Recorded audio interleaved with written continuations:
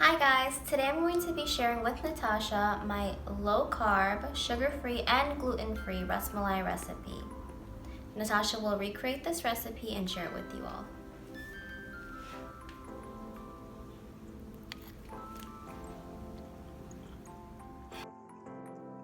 So to make this, use diabetic-friendly ingredients, but the substituted ingredients will be listed down below in the description box. So to start, I'm going in with 2 cups of this whole milk ricotta cheese, and that will be a 32 ounce amount. Just take the spoon and you want to mash that up to break up any lumps. And we're going in with some erythritol. Now, she has this on hand, so she loaned some to me so I can make this recipe for you all. Of course, you can use sugar if you like. Next, once you mix in the sugar or the erythritol, place this into a baking dish and spread it out evenly. Now we're going to bake this in our oven at 350 degrees Fahrenheit until it's firm to the touch.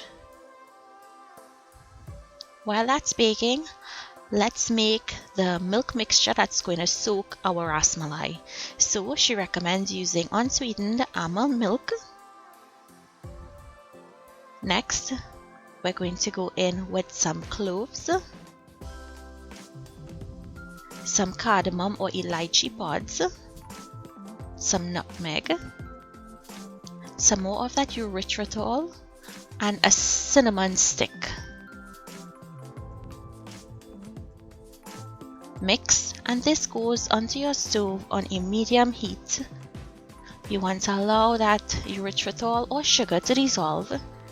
Bring it up to a simmer. Once it comes up to a simmer, set it aside. When the rasmalai or the ricotta is finished baking, you see how firm it is. We're going to go ahead and cut this into small squares.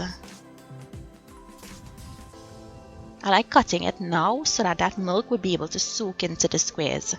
Pour that milk mixture over the ricotta cheese and allow it to sit in your fridge overnight. After it sits in the fridge, I like to drain out the liquid.